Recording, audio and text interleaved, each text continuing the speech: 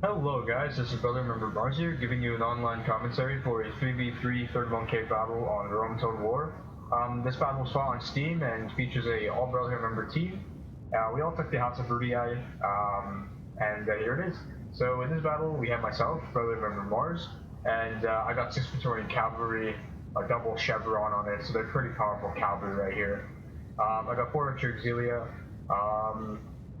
They're all gold attack, so that means that they only got a sword, no shield. And I got 9 urban cohorts and 1 legionary first cohort right here, 2 Pula shield units, and then my legionary as my Pula shield unit right here. Alright, and my teammate is Brother Member Madking, and he's got 3 Archer Auxilia, 6 Praetorian Cavalry, and 11 urban cohorts right here. Yeah, his urbans are well upped right here, finding the means to attack Macedon, and he's got 3 archers just to counter his Macedon's archers. And lastly, we have Brother Member Aurelius, who has also brought the House of Midday Romans. I don't know why I had to repeat that twice, but he's got 4 Praetorian Cavalry. Let's see what the upgrades on that one are. I think they each got a chevron on it, so they're moderately powerful cavalry. And he's got 5 Archer Auxilia. They're all in tight formation. This causes the arrows to be shot in bulk into more of a block, so to say.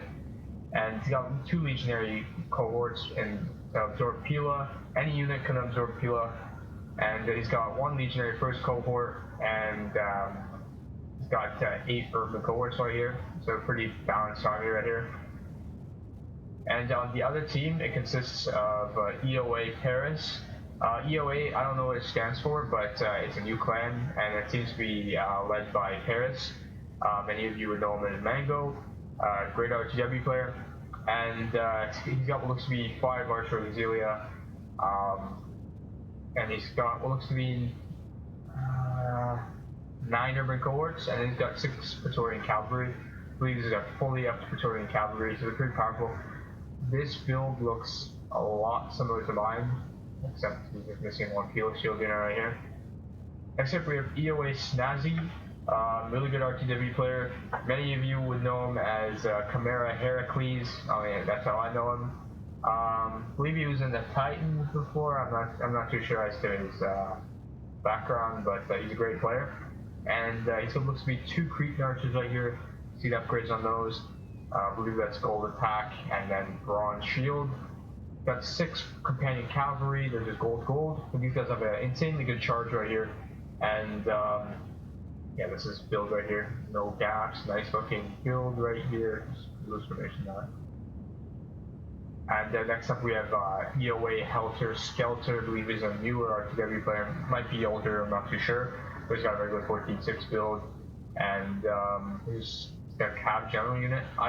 Personally, I don't like Cav General units unless you got an Armor General, but I really wouldn't recommend using Armor General unless you're in a 3v3 or a 4v4, or you're in a 2v2 where someone brings a lot of archers. I really don't recommend Cav Generals, because if you get countercharged and this guy dies, well, your whole army can just like fall apart. This is build right here. We'll kill the shield units right there. So those are the players. I hope you guys enjoyed this battle. It's a pretty spread out battle, so to say, but it's a goodie. In my opinion, it's good. This map was fought on the Grassy Flatlands. Your standard map right there. Alright, so this battle is going to start. Aurelius is going to come over close to the Madking, because Paris is going to push up aggressively, as pretty much all people who bring skirmish builds usually do. And yeah, the battle's probably going to start from this side over here, because Paris is going to push up aggressively to kind of, take down Aurelius right here. It seems like he doesn't seem to be moving, so Aurelius is kind of saved at the moment. So there's that. I'm going to spread out my archers fully. In the middle of the battle, I was just testing out different formations and stuff like that. I have only ever used. This is probably one of the first times I've ever used this in a 3v3 situation. I've only ever used this for 2v2s. I haven't used it for 1v1. I need to experiment with it. Usually when you 1v1, the etiquette for that is just a 14-6 because, you know, it's completely balanced out. Once you go into archers and something like that, it's completely over the ball game. So the best way to use these archers, and you'll notice that everyone does it as well, fully spread out. These guys have 81 units, so that's a 2x40 line.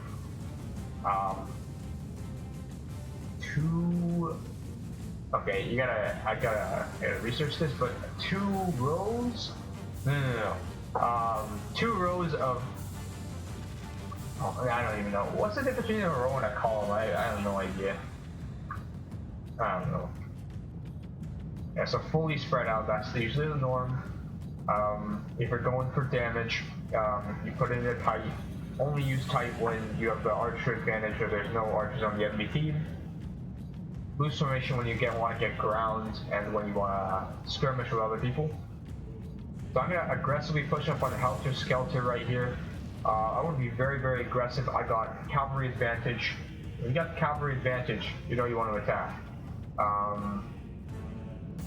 Usually people with cavalry advantages tend to press up more to make use of their attack specifications. People with infantry advantage tend to defend a lot more. This is a very spread out battle, and there's just fighting going on from all around the battlefield. Just quick battle overview right here. You can see that the skirmish has already begun with Macedon. Paris is attacking Aurelius. Aurelius is a bit more width, but a bit more bunched up, so I could see this being really 50 at this stage.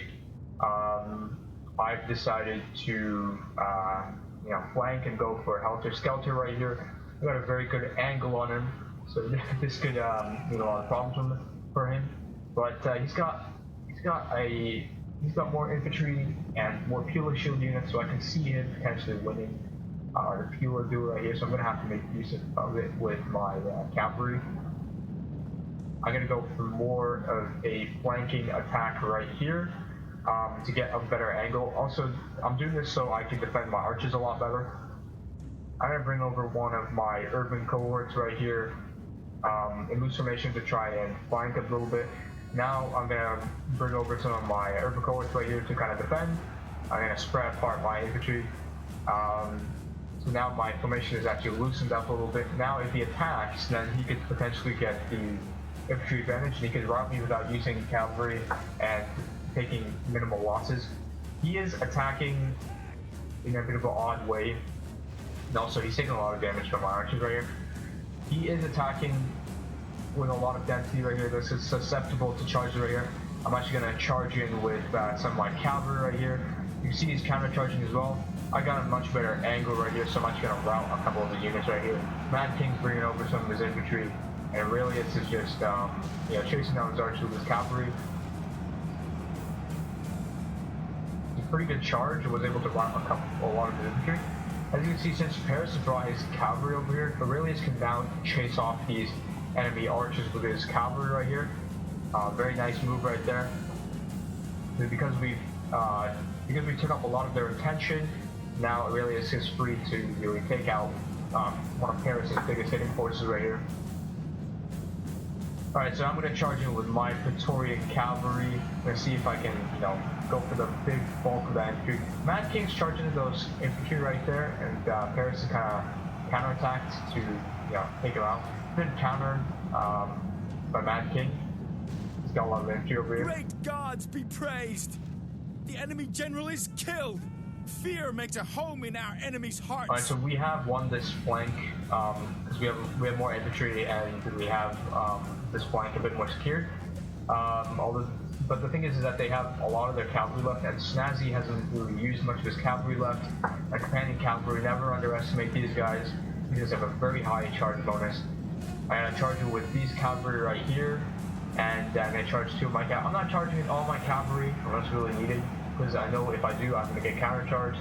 Snazzy's gonna move over some of his pikes over here. I'm not gonna press too far, because if he puts his pikes down, I'm gonna lose a lot of my cavalry right here. Firing with my archer is gonna go in for those Macedonians right there. Right, so Aurelius is chasing off those archers, very nicely done right there. You can see Paris is really aggressively pushing up on Aurelius right here, because Paris was trying to, you know, crush and trap Madking in. Aurelius was able to stay back a little bit, and now that he's pushed up Paris, he's got no choice but to, you know, engage him. So, you know, now that his back is kind of turned towards us, pikes are over there. They can't really attack like the Greek cities can, and really, these guys got to stay very defensive. Mad King's kind of attacking over here. He's going to lose all of his cavalry over there, but I've got my archers firing over there. You can see the impending danger of, you know, what's going to happen over here. You can see that his back is turned against us. Now what's going to happen is that, you know, he's in a bad position right here. 3 of my cavalry going to charge that one unit right there. 3 of my cavalry going to charge those engaged units. Overall, everyone's just screwed at this point. So it's going to be a huge mass rout right here. It's going to cause a lot of damage right here. Paris backed off from the initial charge because he knows that if he does, he's going to lose a lot of his cavalry. Right, so he didn't even charge in, and, you know, from the mass rout, drop him morale right there. He's lost 3 of his cavalry right there. Aurelius is going to charge some of his cavalry to kind of chase it down. Snazzy's going to pull out because he knows that if he does, he's going to lose that cavalry. Snazzy's going to bring some of his royal pikes, but it's kind of too late now. And Aurelius can now, you know, move in to surround and, you know, just take advantage of the whole entire situation with him. And so Helter Skelter's kind of just charging isolated units. Nicely done. I got no more Pilo left, so I can't really attack. Doing some nice hammer and anvils right here. But yeah, my archers are firing at the cavalry, so he's got to be careful of these. Clearing over some of my remaining ribbon cohorts right here. Anything will do at this stage. Anything else, really. So Snazzy's gonna try and defend his flanks right here. And really try and press on those Romans right here. These guys are approaching at a very fast speed, a little bit more flexible. This unit's probably gonna rout because it's surrounded now.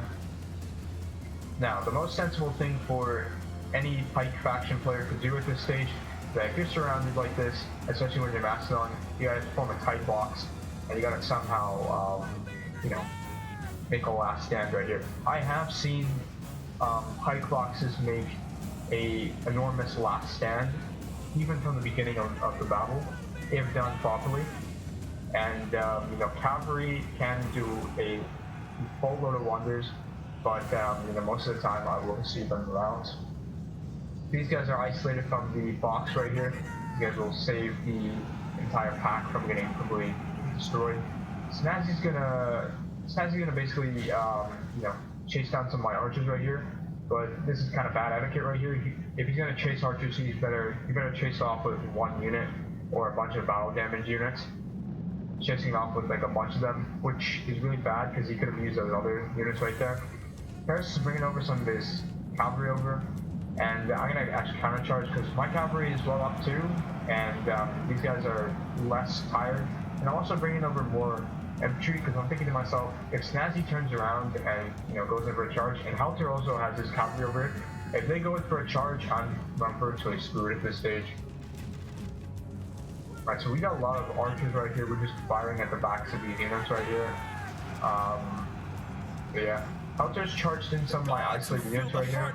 I kind of expected this to happen, so I've charged some of my units right here. The enemy general is dead.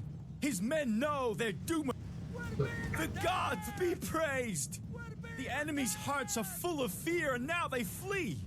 But so as you can see, they've boxed up, and you know, Snazzy's just doing the sensible thing as a Macedon player, just defending as he possibly can. Paris and Snazzy are going for those units of archers right there.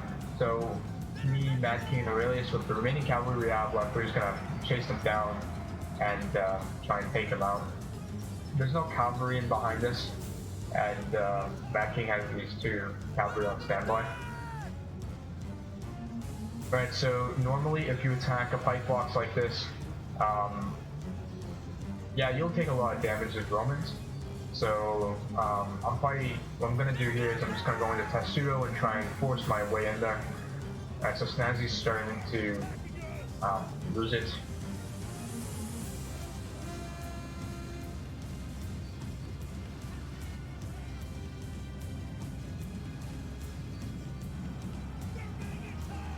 Alright, so as you can see, I've gone to Testudo. Some of Paris's cavalry are rallied back, and you know, even battle damage cavalry, they can cause a lot of damage. See this one charge right here?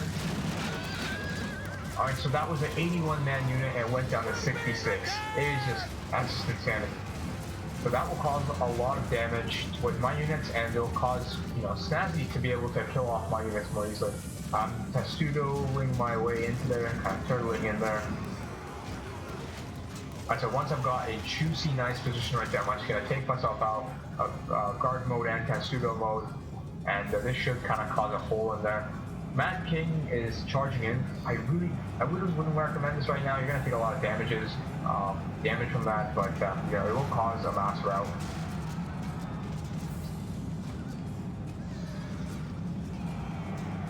Alright, so not only have my Testudos my way in there, but I was able to cause a mass rout with Madking. Demands victory from her generals, and this day is clearly our victory.